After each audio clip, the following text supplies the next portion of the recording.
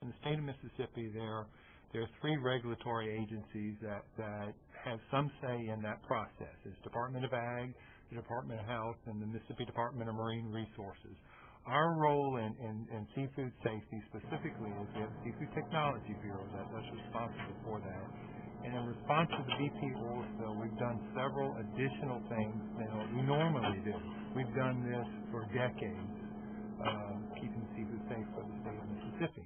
We do dock site evaluations. That means where our inspectors go down to the docks where the product is being landed and does evaluations of that product there.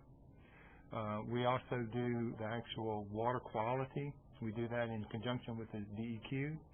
We also do sampling of the product while it's out in the water. We take tissue samples of shrimp, crab, fish, and oysters. The protocols and the standards that were used for sampling and for analysis of the seafood in response to the Deepwater Horizon were adopted at the federal level and at the state level. So there was consistency in how the sampling was done as well as how the analyses were done. All those samples come back to this lab. We have the National Seafood Inspection Laboratory that's part of the facility. So the sample processing is done here, the sensory analysis is done here, and then samples are sent to the Northwest Fisheries Science Center for chemical analysis. So when we receive seafood samples at the lab in Pascagoula, Mississippi, they're processed and prepared for sensory testing, which is a well-developed test to detect odors from petroleum. If the sample passes that test, then the sample is analyzed by an analytical chemical test, which looks at specific compounds present in oil called polycyclic aromatic hydrocarbons. And the FDA, based on a lot of science, has determined that those are the compounds of concern from human health. So during this spill, those samples were sent to our Seattle National Marine Fisheries Service lab, where they were extracted and then put on a very sensitive instrument that separates the compounds into their individual compounds and then detects them at a very accurate and very specific way. The types of species that we take, so far today, we have 18 different representative species of fish that have been taken. And those are representative samples from the top waters, the pelagic type fish, and that would be things like mackerels and cobia and those type of, and they are offshore species of fish, and they're inshore species of fish. And we got the mesic fish, and those things include things like the drums, the menhaden, and then we got our bottom dwellers, which are things like flounders and catfish and ground mullet, speckled trout. So it runs the whole gamut. We have three different species of shark that we've taken.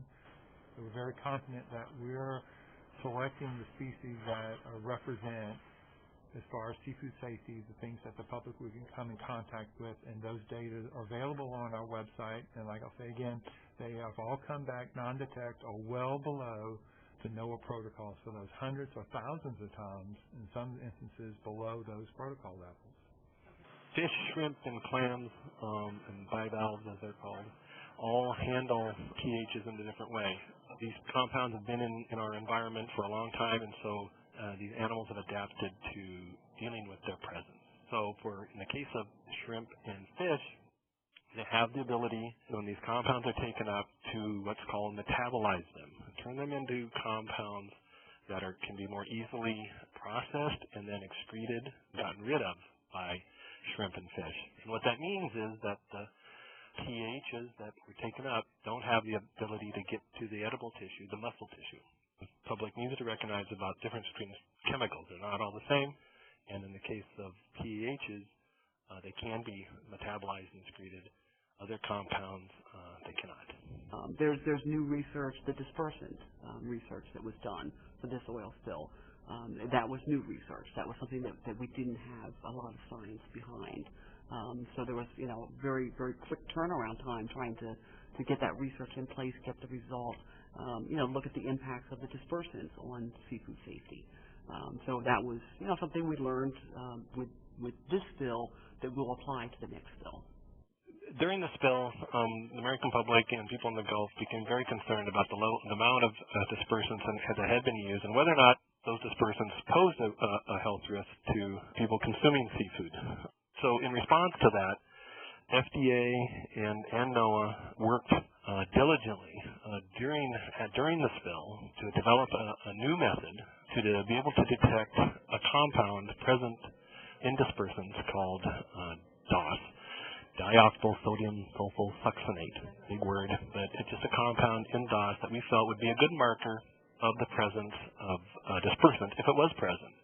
But what we did know from the literature and the findings and what we know about these chemicals is that the potential for any accumulation of the dispersant compounds in seafood was very low. The science, stands behind the results. And again, I would say that the seafood in the Gulf of Mexico is safe. There's nothing wrong with what's reaching the market right now. It's being checked at many different levels, and it's never failed.